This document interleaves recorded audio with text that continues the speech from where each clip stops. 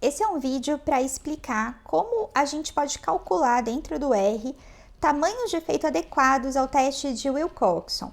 E aqui eu estou me referindo àquele teste não paramétrico de Wilcoxon para amostras pareadas, que pode ser chamado também de Signed Rank Test ou, em português, teste dos postos sinalizados de Wilcoxon. Então, vamos lá.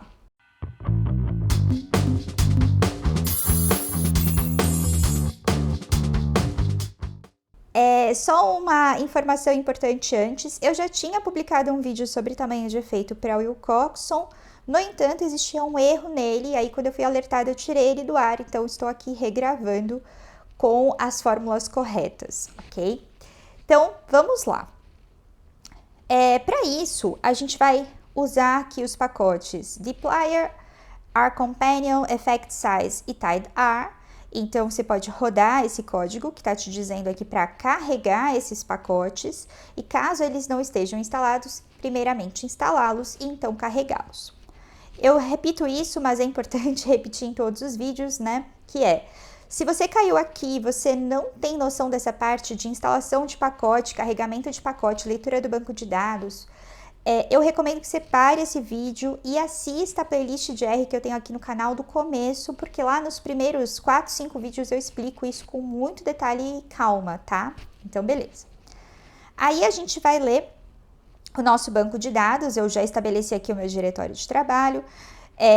Às vezes, o conflito que está dando aí na leitura de vocês pode ser o encoding do arquivo, então eu tenho adicionado aqui esse file encoding Latin 1 aqui para dizer que a gente está trabalhando com acentuação em português.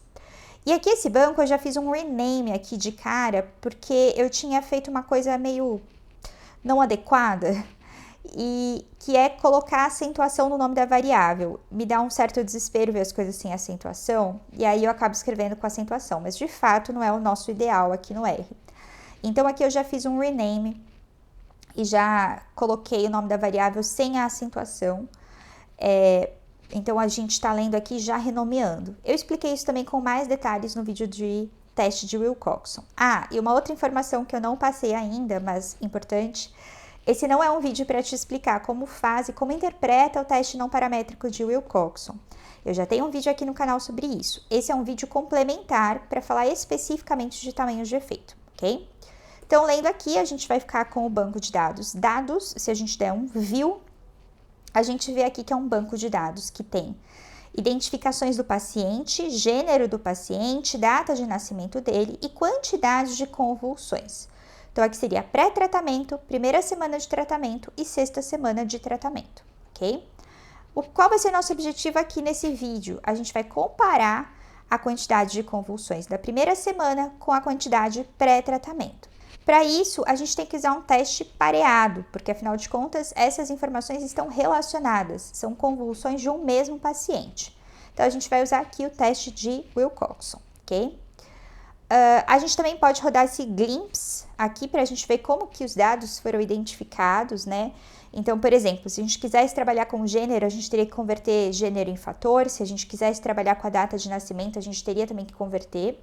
Mas a gente não vai trabalhar com nada disso, a gente só vai trabalhar com quantidades de convulsões, portanto, o R identificou aqui como integer, né, número inteiro, é isso que eles são, tá tudo certo.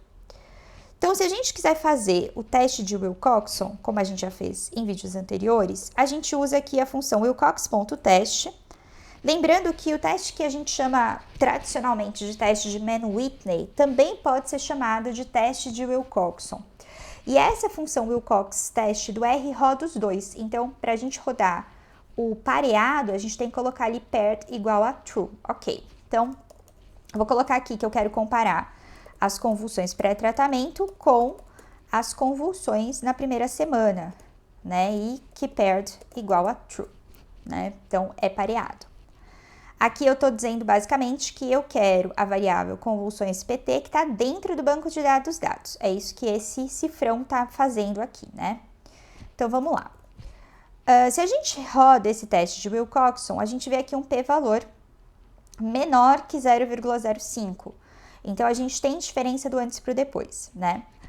O que a gente quer agora é aprofundar e pensar, ok, mas qual a magnitude dessa diferença? Afinal de contas, a gente tem aqui uma amostra grande, né, 275 pessoas. Então, a gente vai calcular aqui uns tamanhos de efeito para pensar em magnitude. Lembrando que o valor de P em si, ele é muito influenciado pelo tamanho da amostra.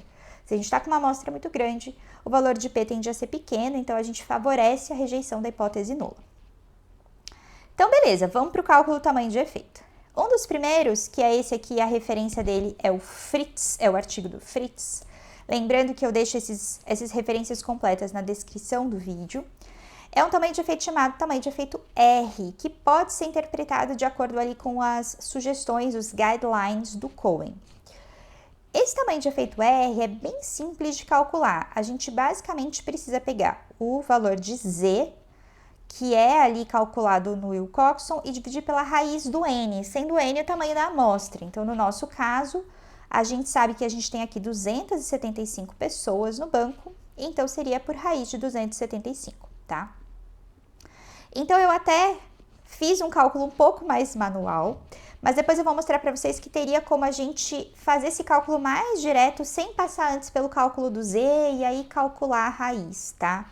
É que se a gente fizer essa parte de primeiro calcular o Z e aí fazer uma continha básica aqui, a gente se poupa de fazer uma coisa chatinha, que é mudar o formato do banco de dados. Já vou explicar melhor o que isso quer dizer, mas por enquanto vamos para o cálculo do Z e posteriormente cálculo do R. Para calcular o Z, eu vou usar essa função aqui do pacote que rCompanion.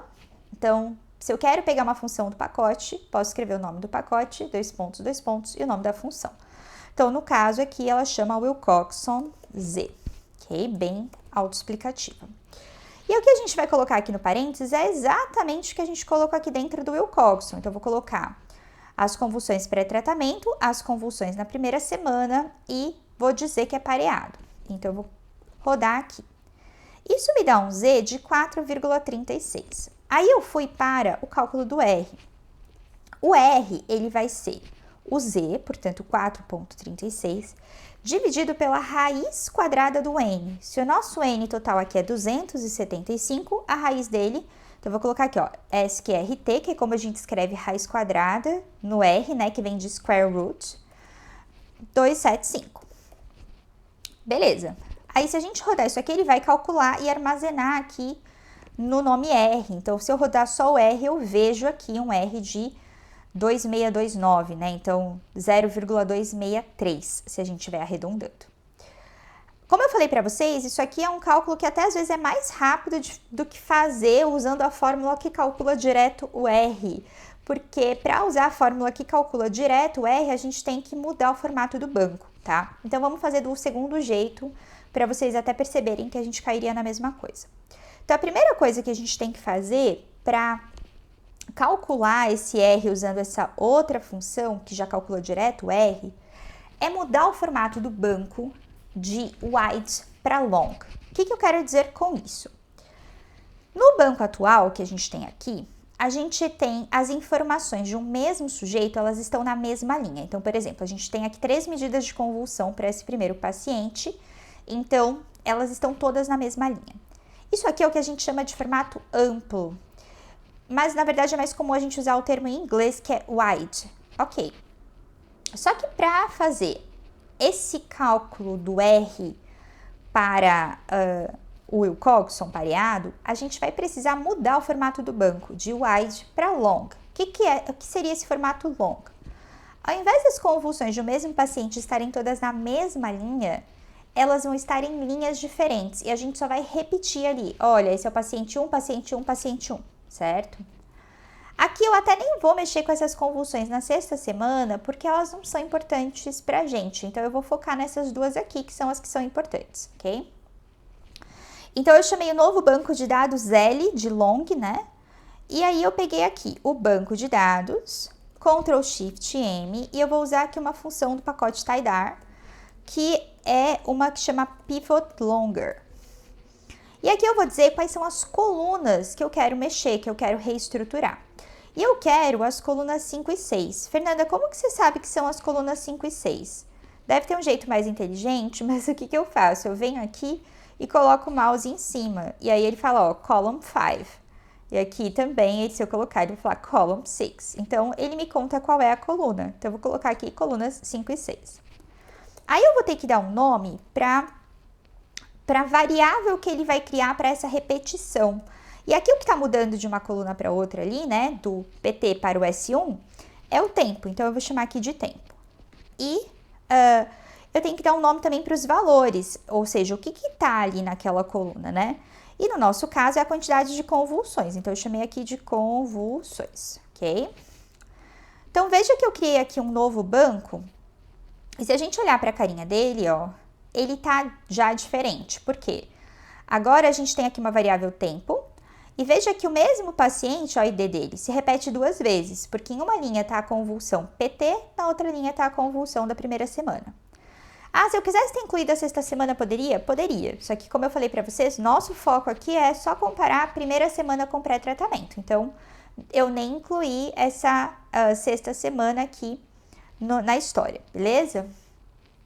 Ok, agora sim a gente consegue fazer o teste, calcular ali o R para o Wilcoxon pareado, usando direto a função do R-Companion. Um detalhe importante, a gente precisa dizer que o tempo é uma variável de fator, tá? Então, antes de tudo, a gente vai dizer aqui, ó, que a variável tempo que está no banco de dados L vai receber a mesma variável, só que transformada em fator. Então, eu estou transformando em fator para conseguir incluir isso ali no cálculo, beleza? Então, vou até apagar aqui minha colinha. Lembrando que aqui a gente está num ponto mais avançado, eu não estou explicando muito para você essa parte de como transforma um tipo de variável em outro, mas no início da playlist de R tem tudo isso com mais calma, combinado? E aí, para calcular o R, a gente vai usar a função do R-Companion, que chama Wilcoxon Paired R, ok? E aí, a gente vai dizer aqui, primeiro, qual que é a nossa variável quantitativa aí, né, que no caso vai ser a quantidade de convulsões, e a nossa variável de agrupamento, que no nosso caso vai ser tempo. E o intervalo de confiança, eu coloquei aqui true para ele calcular o intervalo de confiança para esse R, né, que fazendo daquela forma manual a gente não ia conseguir. Então veja que ele chega aqui no mesmo R263, e a gente tem aqui também o intervalo de confiança, o limite inferior e o limite superior. Uma coisa importante, esse intervalo de confiança é obtido por simulação. Isso significa que cada vez que a gente roda, ele vai chegar num intervalo de confiança ligeiramente diferente, ó. Não sei se vocês perceberam. Ai, já pulei um pedaço aqui, era para rodar só isso aqui de novo, ó. Então, aqui tava 149,375, 14838. Se eu rodar de novo, ó, 15373. Mas perceba que o R é constante. É que o intervalo de confiança vai mudar porque é por simulações. Então, no nosso caso, né, a gente pode usar aqui a classificação, que é baseada no Cohen e que o Fritz sugere ali no artigo dele. Como o R é menor que 0,3, a gente vai considerar um tamanho de efeito pequeno, ok? Beleza.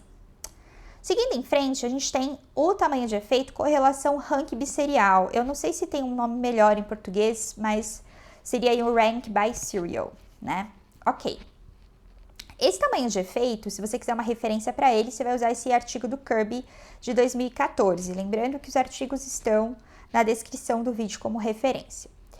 E aí a gente pode usar aqui o pacote Effect Size para calcular. Tem como usar o R-Companion também, só que se a gente usa o Effect Size, a gente pode usar o banco naquele formato não longo ali, aquele formato wide, tá? Então eu vou usar aqui o Effect Size. E a gente vai pedir aqui que a gente quer a correlação rank by serial. Eu vou colocar aqui basicamente tudo que eu coloquei no do Wilcoxon, né? Então, PT, S1 e paired é true, ok? Só isso. Se a gente roda isso, a gente tem aqui, ó, rank by serial, 0,35, né? E a gente tem aqui um intervalo de confiança para essa rank by serial. E como que a gente interpreta esse tamanho de efeito rank bisserial aí? Eu gosto de olhar sempre a documentação do pacote. Nesse caso aqui é uma documentação muito bem escrita e com boas referências. Como que a gente olha para a documentação? A gente vai colocar uma interrogação e o nome da função. E se a gente rodar isso aqui com Ctrl Enter, vai abrir aqui no Help, já estava aberto porque eu já tinha rodado isso, mas vai abrir aqui no Help uma informação sobre a função.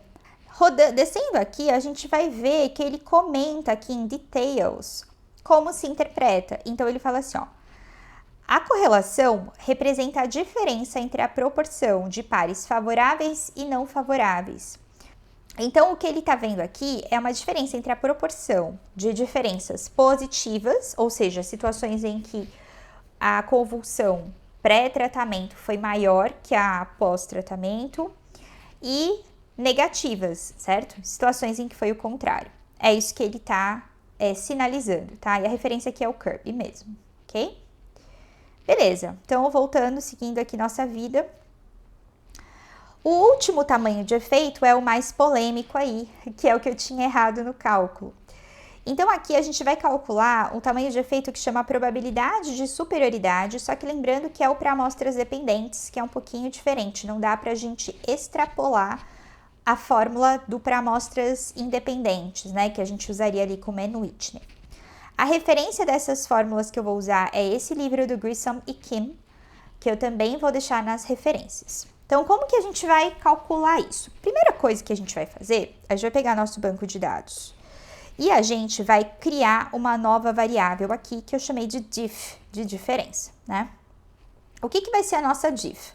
Ela vai ser a quantidade de convulsões na primeira semana menos a quantidade de convulsões pré-tratamento. Se eu rodar isso aqui, perceba que ele vai ter criado, aqui ele só vai aparecer no console, né? Porque eu joguei direto. Mas ele vai ter criado aqui uma nova variável no banco chamada diff, que nada mais é do que esse valor aqui da convulsão S1 menos o da pré-tratamento. Então, aqui deu 0, aqui deu 1, aqui deu menos 2 e assim por diante. E aí, o que a gente vai fazer é calcular os tamanhos de efeito de probabilidade de superioridade com base nessa diferença, nessa diff, tá?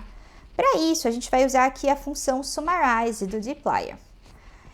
Vou primeiro quantificar a quantidade de valores positivos, certo? O que eu vou considerar? Eu vou somar se o positivo, se a diferença for maior que 0.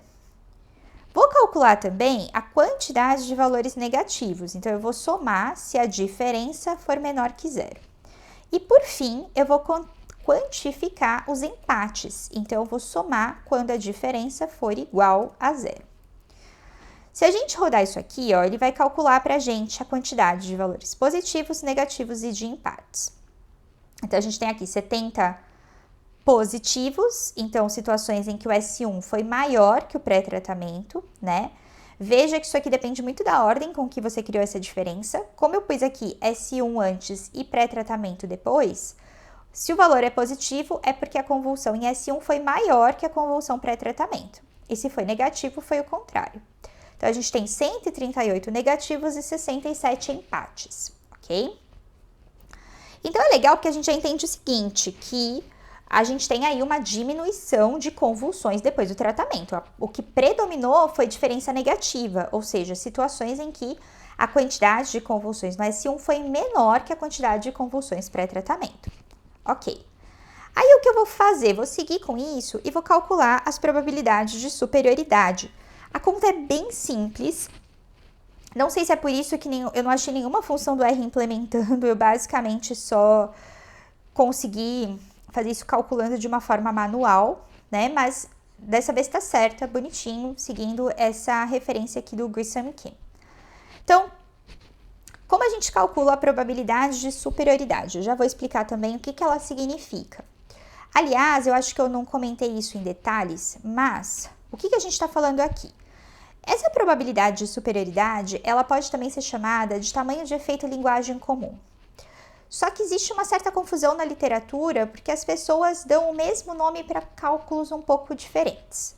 Então, aqui eu não vou chamar de tamanho de efeito linguagem comum, eu vou chamar de probabilidade de superioridade dependente, que inclusive, se você for olhar aqui no Grissom e Kim, eles representam como PS-DEP, com esse DEP subscrito, tá? Então, probabilidade de superioridade para amostras dependentes, ou seja, para amostras pareadas, que é o nosso caso aqui com o Wilcoxon, certo? E a gente tem duas opções de fórmulas de probabilidade de superioridade.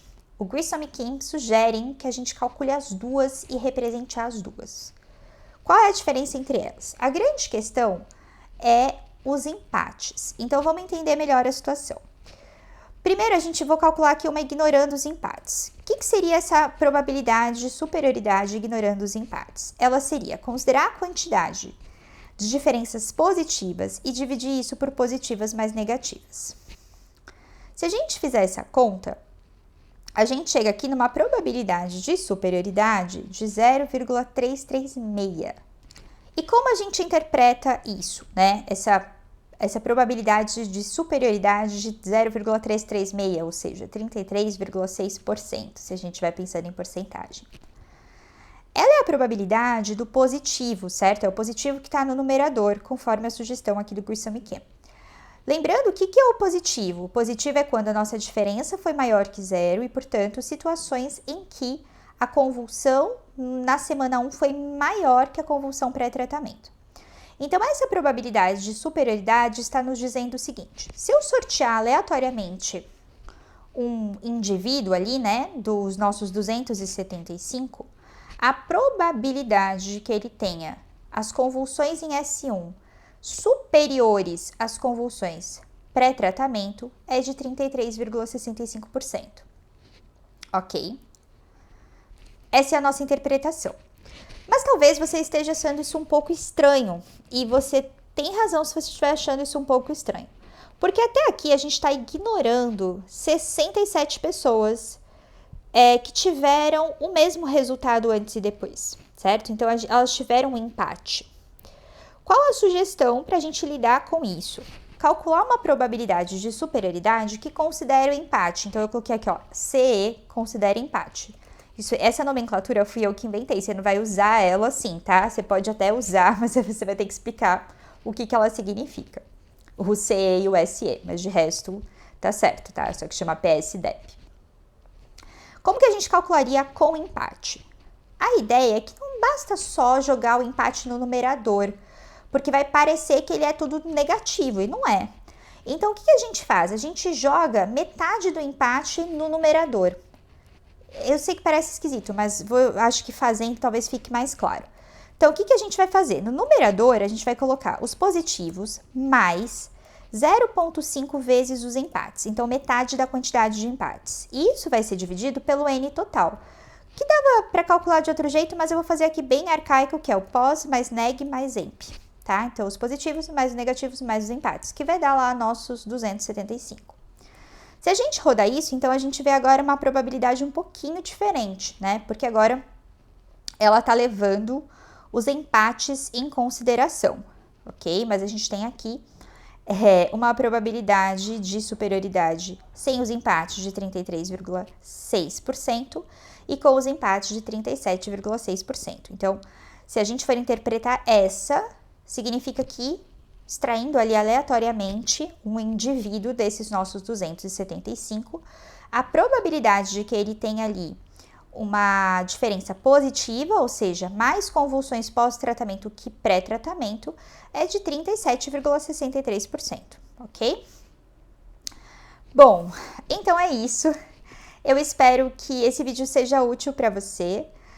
Se você precisar usar esse tipo de tamanho de efeito, eu recomendo que você cite os artigos que eu vou deixar na descrição do vídeo e, na medida do possível, conte qual foi a função que você usou, de qual pacote. Isso é importante para a gente aumentar a reprodutibilidade.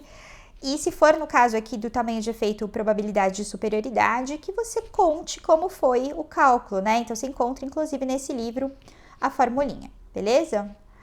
Então é isso, eu espero que esse vídeo tenha te ajudado. Se você curte esse tipo de conteúdo, por favor, curta os vídeos, se inscreva no canal, ative as notificações para ser avisado quando eu posto um vídeo novo.